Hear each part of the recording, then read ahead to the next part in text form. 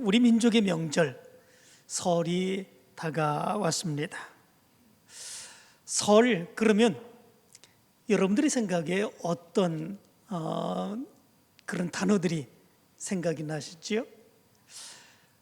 어떤 거라고요? 까치요? 까치. 또 어떤 거예요? 떡국. 그죠? 떡국 먹어야 우리 한 살 더 먹는다, 그렇게 얘기하지 않았습니까? 또 뭐가 떠오르는가요? 세배.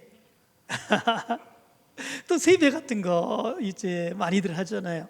저희 어렸을 때는 동네 어른들을 다 찾아다니면서 그렇게 세배를 했었습니다. 그럼 어른들이 과자 준비해 놓다가 과자 이렇게 주고 그러면 그 얻어먹는 맛에 얼마나 그게 좋았었는지 모릅니다.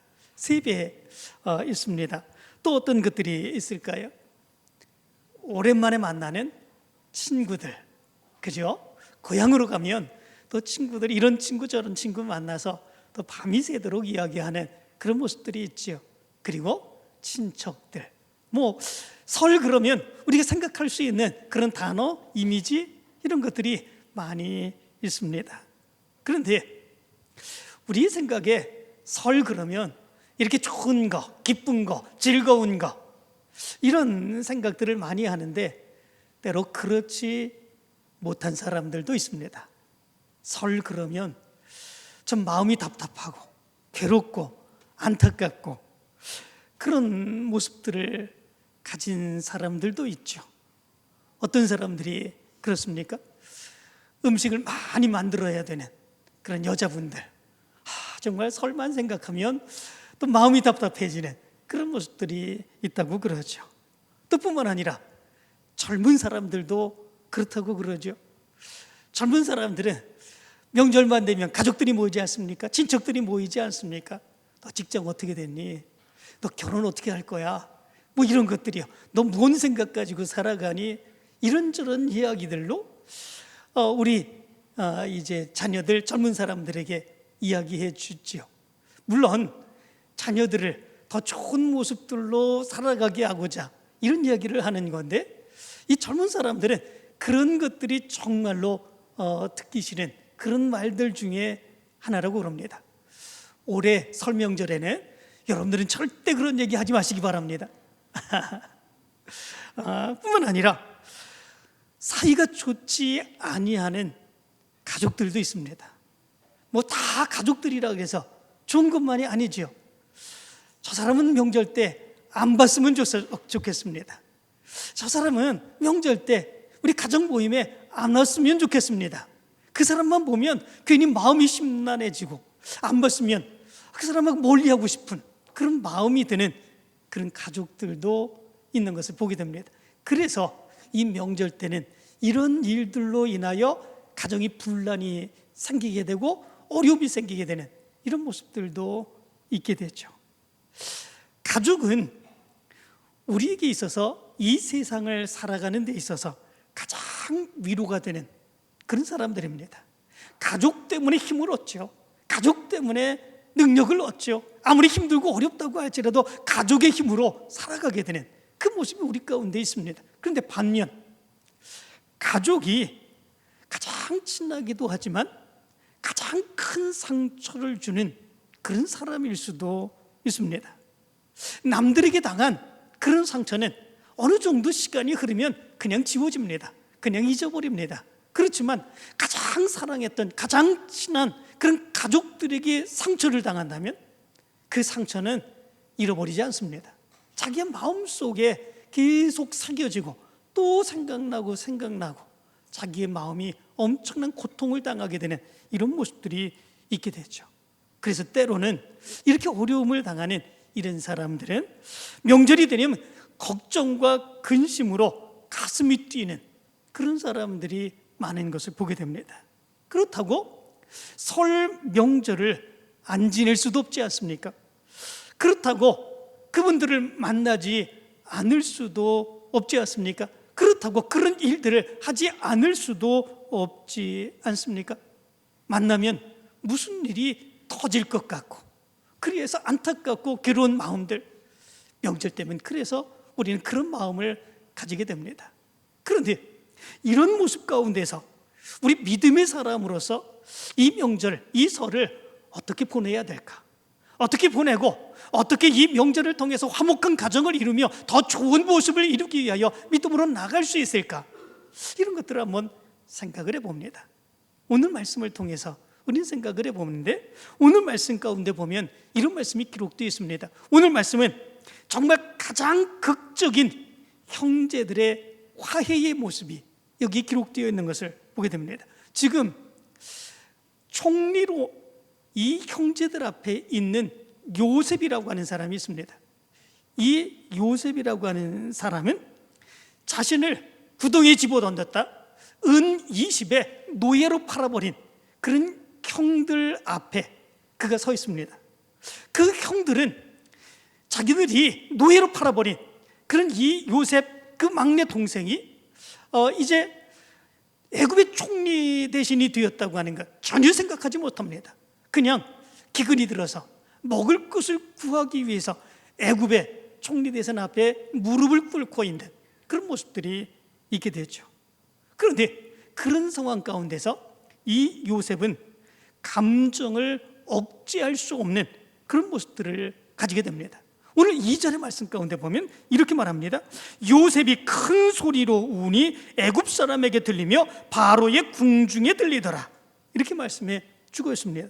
큰 소리로 우니, 이 큰 소리로 울었다. 개역 성경의 번역을 보면 방송대곡하니 이렇게 번역을 했습니다. 방송대곡했다. 이것은 자기의 감정을 주체하지 못하고 주위 사람들도 의식하지 아니하고 큰 소리로 통곡하며 울부짖는, 바로 이것을 의미해 주고 있는 그런 단어이기도 합니다. 이 울음의 소리가 얼마나 컸던지 궁궐 밖에 있는 사람들에게도 들릴 정도로 이렇게 크게 울부짖는 그런 모습들이 요셉의 모습 가운데 나타나게 되죠. 요셉이 그렇게 방송대곡하여 큰 소리로 울부짖는 그 모습, 무엇 때문에 그런 것이겠습니까?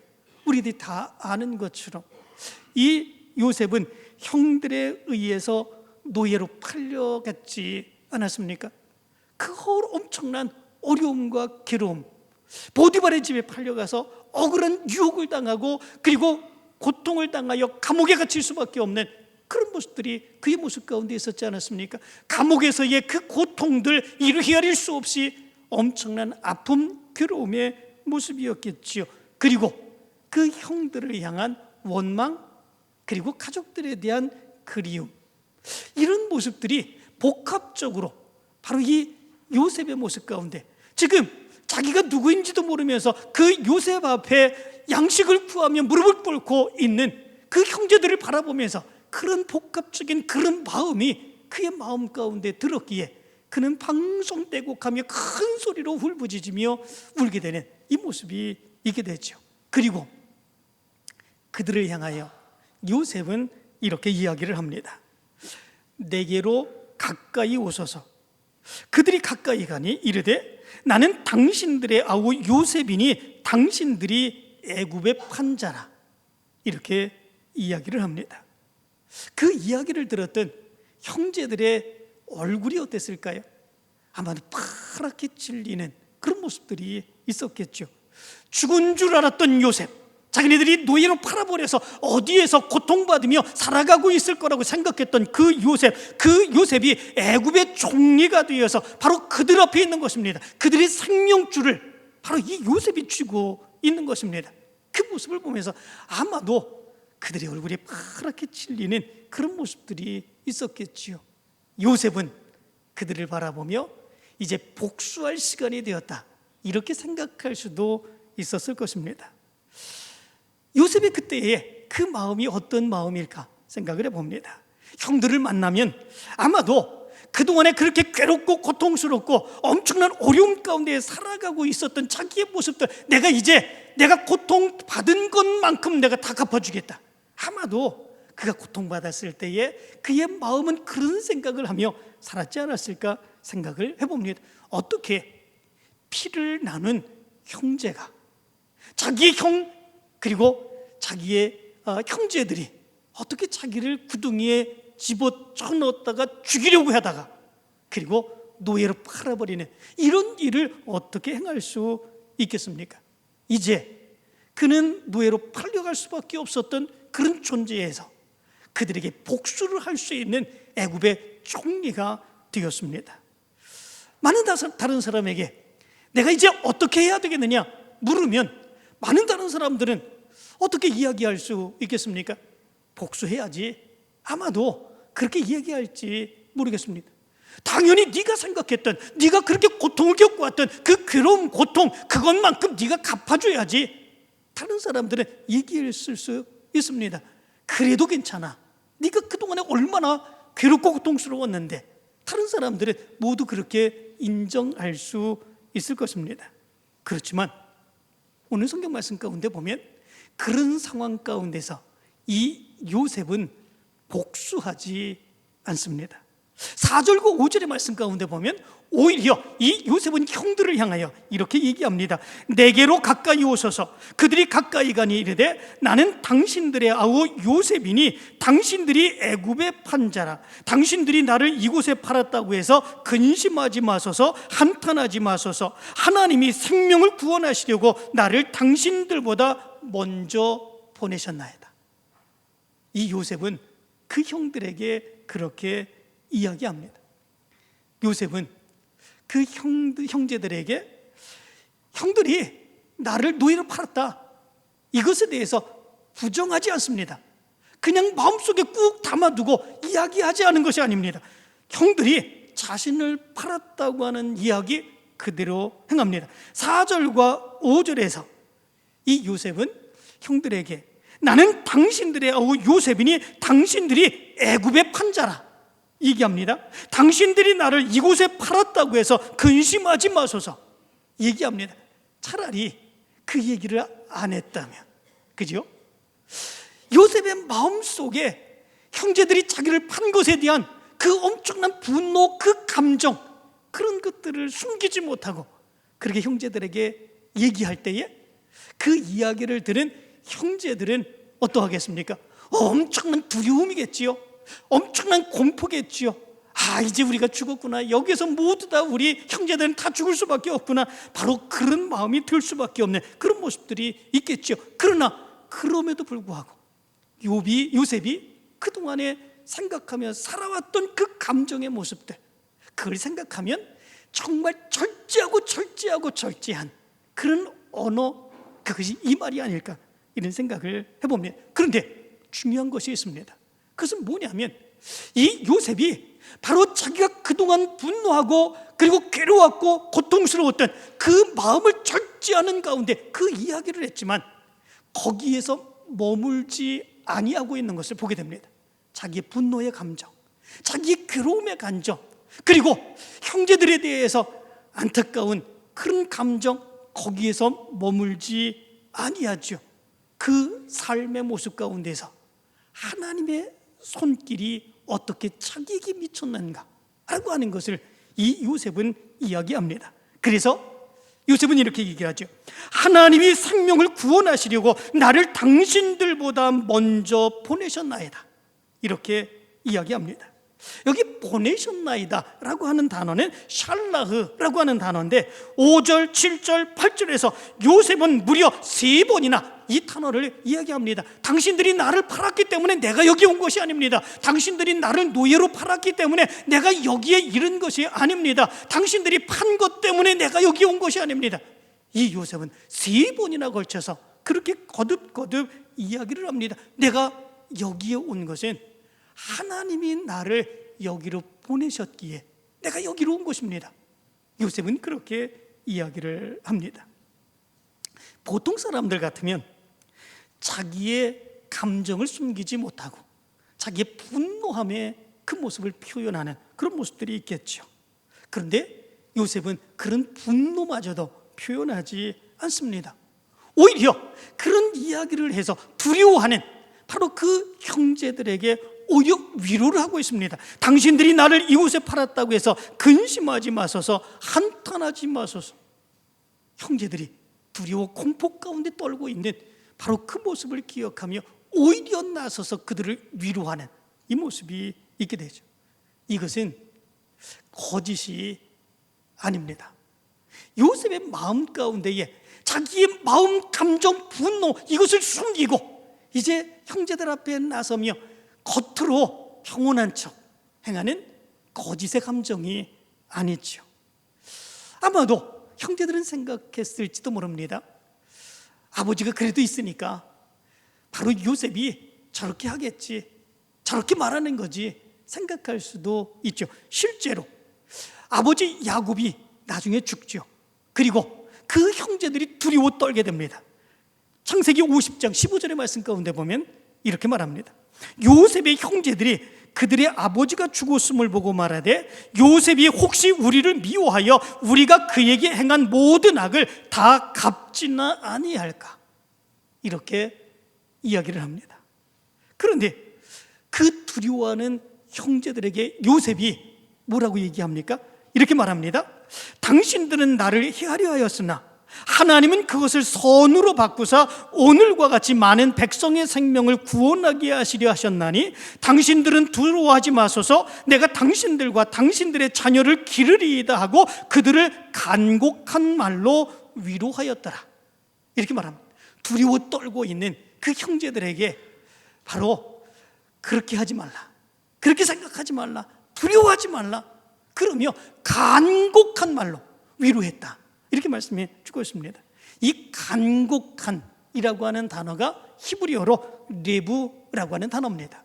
레브라고 하는 단어는 심장을 의미해 줍니다. 마음을 의미해 주고 있는 그런 단어이기도 합니다. 다시 말하면 이 요셉은 그냥 형식적으로 겉으로 괜찮아요, 그렇게 생각하지 마세요, 그것이 아니라 정말 마음으로 설득하고 그들의 마음을 위로해주는 그 모습이 바로 요셉의 모습 가운데 있었다라고 하는 거죠. 그것은 거짓이 아니라, 겉으로 드러나는 그 모습이 아니라 그거는 진심이었다라고 하는 것을 성경은 얘기해 주고 있는 것을 보게 됩니다.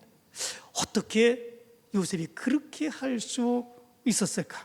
정말 우리들이 생각할 때에 그가 당한 괴로움, 고통, 그런 것들을 생각하면 도저히 그렇게 행할 수 없는 그런 모습들이 있을 터인데 어떻게 요셉은 그렇게 할 수 있었을까라고 하는 것입니다. 거기에는 이유가 있습니다. 그 이유는 무엇이겠습니까? 그가 당한 그 고난, 괴로움, 고통, 그런 것들은 형제들 때문이 아니라 하나님의 구원의 계획을 위하여 하나님의 섭리를 나에게 보여주신 것 때문이다. 바로 이 요셉은 그것을 생각했기 때문에 그렇습니다.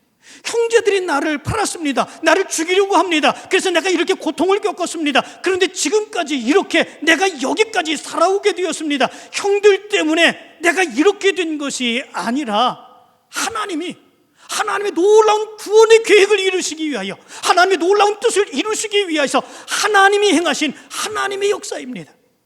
그것을 믿음으로 받아들이게 되었을 때, 그것을 깨달았을 때에 욥의 마음은 녹아지게 되고 하나님의 뜻에 자기를 내려놓게 되고, 그리고 그 마음으로 형제들을 바라보게 되는 그런 모습들이 있게 된 것을 보게 됩니다. 영화 언브로큰이라고 하는 영화가 있습니다. 그 이야기는 실제의 이야기를 영화로 담은 그런 내용입니다. 그 영화의 주인공이 루이 잠피리니라고 하는 그런 사람인데, 이 사람은 2차 세계대전 때 일본군 포로 수용소에 갇히게 되었습니다. 그리고 거기에 있었던 세라고 불리우는 와타나베라고 하는 하사에 의해서 엄청난 고문을 받게 되는 그런 모습들이 있게 되죠. 전쟁이 끝났습니다. 그 이후에 그가 고문받았던 그 엄청난 고통으로 인하여 그는 잠을 잘 수 없습니다. 꿈을 꾸면서도 이 와타나베를 죽이는 꿈을 꾸고, 그리고 그것을 견딜 수 없어하며 알코올 중독으로 복수심에 그렇게 살아가게 되는 그런 모습들이 있게 됩니다. 그의 삶 전체는 와타나베에 대한 그런 증오심으로 가득 찬 그 삶을 살아가게 됐죠. 그런데 1949년 이 루이 잠필리는 빌리 그레함 목사님의 영적 부흥성회에 참석을 하게 됩니다. 그리고 거기에서 예수 그리스도를 만나게 되죠. 예수 그리스도를 믿게 됩니다. 그리고 거기에서 그는 깨닫게 되는 놀라운 역사가 있게 됩니다.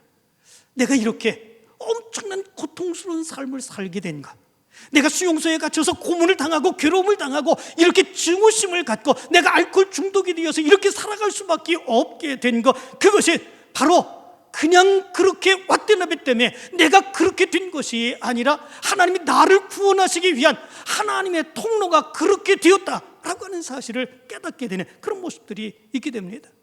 내가 하나님을 만나고 예수 그리스도를 만나 구원받는 사람이 되게 하기 위해서 하나님은 나에게 그렇게 어려움을 주시기까지 하면서 그렇게 나를 구원하시기를 원하셨던 하나님의 놀라운 역사가 있게 되었다는 것을 깨닫게 되지요.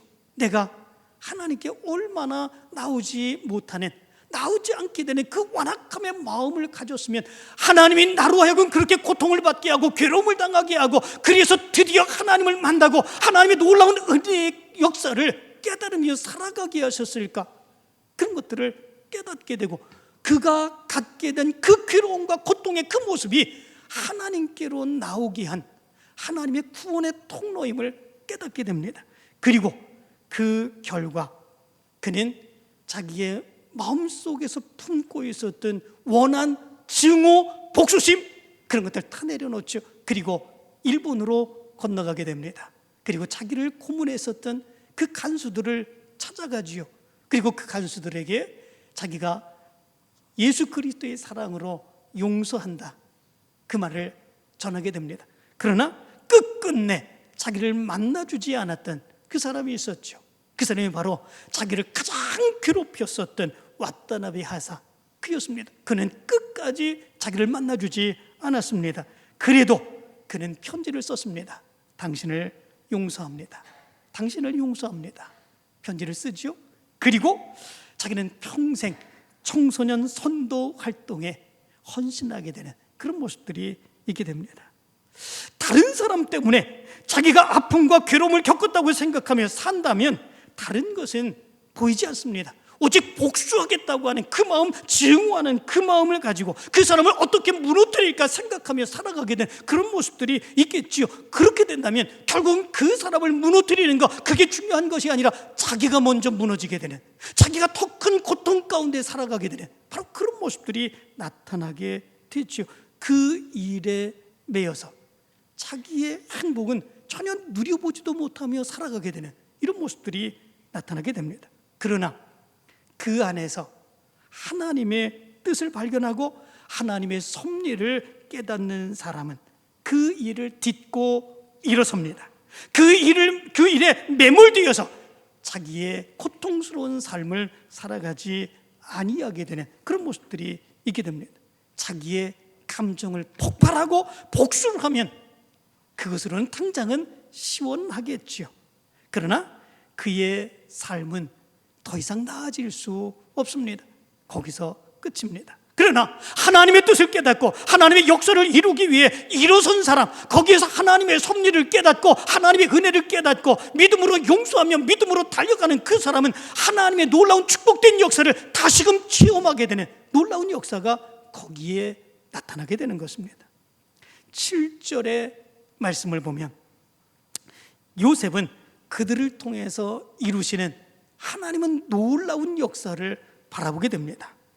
요셉은 이렇게 말합니다. 하나님이 큰 구원으로 당신들의 생명을 보존하고 당신들의 후손을 세상에 두시려고 나를 당신들보다 먼저 보내셨나니, 이렇게 이야기합니다. 여기서 보존하셨다라고 얘기합니다. 이 말은 하야라고 하는 단어인데 살게 하셨다, 생명을 유지하게 하셨다 말씀해 주고 있는 것이지요. 누구만 그렇습니까? 요셉만 그렇게 하게 하셨다는 것입니까? 아니지요. 요셉을 통해서 하나님께서는 당신들의 생명, 당신들의 후손을 세상에 두시려고 하나님께서 생명을 유지하게 하시고 보존하게 하시는 그 모습이 있었다라고 하는 거죠. 요셉은 이 일이 자기가 애굽의 총리 대신이 되었습니다. 자기가 형통하게 되었습니다. 자기가 잘 되게 되었습니다. 그런데 이 일이 자기만 잘되게 하신 것이 아니라고 하는 사실을 깨닫게 되죠. 하나님이 나와 그리고 내 형제들 그리고 그 후손들을 통해서 하나님의 놀라운 역사와 구원의 계획을 이루시고자 하나님이 그렇게 하셨다고 하는 사실을 분명하게 깨닫게 됩니다. 그리고 그런 믿음을 가지고 형제들을 포용하고 화해하는 그 모습이 있게 되죠. 실제로 그런 모습 가운데 나타난 결과가 어떻게 나타났겠습니까? 애굽에서 요셉과 그의 형제들이 번성하게 되죠. 그리고 하나님이 믿음의 조상 아브라함에게 언약하셨던 그 약속이 온전하게 이루어지게 되는 그런 역사가 일어나게 됩니다. 창세기 22장 17절의 말씀 가운데 보면 하나님이 아브라함에게 이렇게 약속을 하셨죠. 내가 네게 큰 복을 주고 네 씨가 크게 번성하여 하늘의 별과 같고 바닷가의 모래와 같게 하리니 네 씨가 그 대적의 성문을 차지하리라. 그렇게 약속해 주십니다.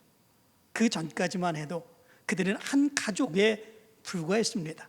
그러나 그들이 애굽으로 모두 들어가게 되죠. 그 애굽에서 430년을 살아가는 동안 그 고센 땅에서 번성하여서 이루 헤아릴 수 없는 많은 민족을 형성하게 되는 그 역사가 일어나게 되죠.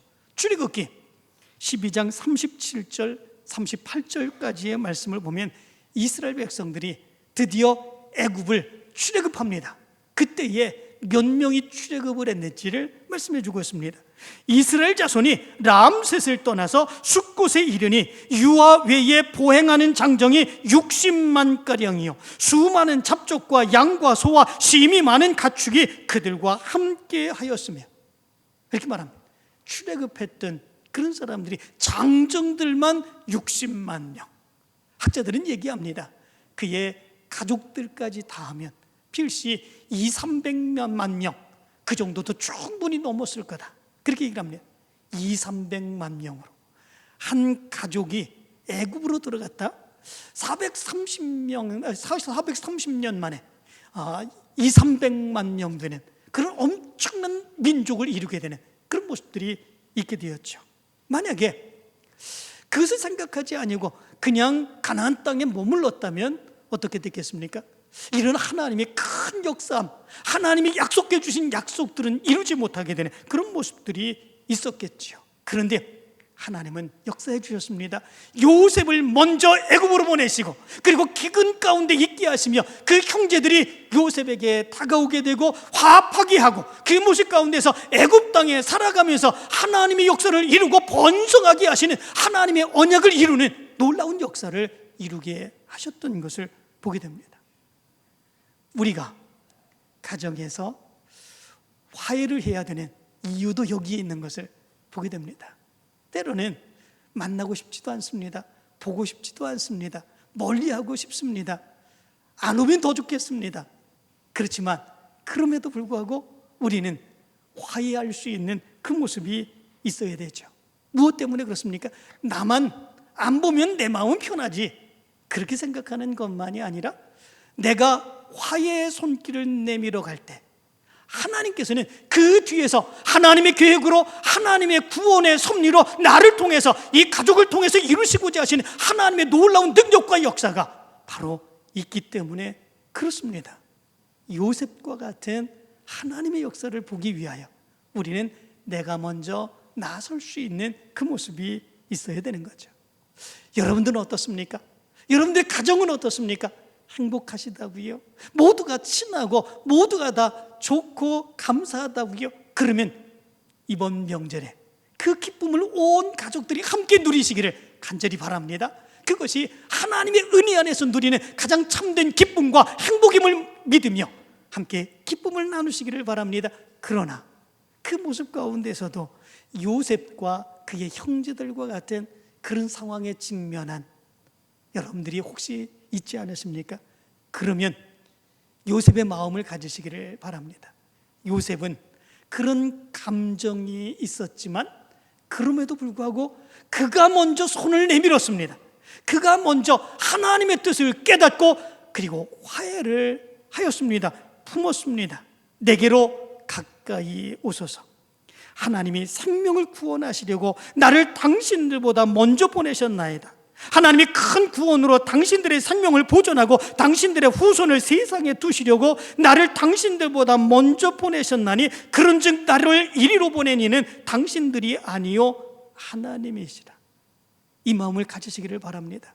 우리 가정에 나로 하여금 하나님의 역사를 이루게 하시기 위해서, 나로 하여금 먼저 하나님을 만나게 하셨고, 나로 하여금 먼저 하나님을 믿게 하셨고, 나로 하여금 신앙의 삶을 살아가게 하셨고, 그렇기에 내가 요셉과 같은 마음을 가지고 손을 내밀 때에 저들의 마음이 열릴 줄 믿습니다. 그리고 우리의 가정은 화합하고 화해되어 정말 하나님이 이루시고자 하실 놀라운 능력의 역사가 나타나게 될 줄로 믿습니다. 요셉과 같은 그 마음으로 이번 명절에 여러분들의 가정이 가장 큰 화해를 이루고 가장 큰 기쁨을 누리는 그런 명절이 되시기를 간절히 축원합니다.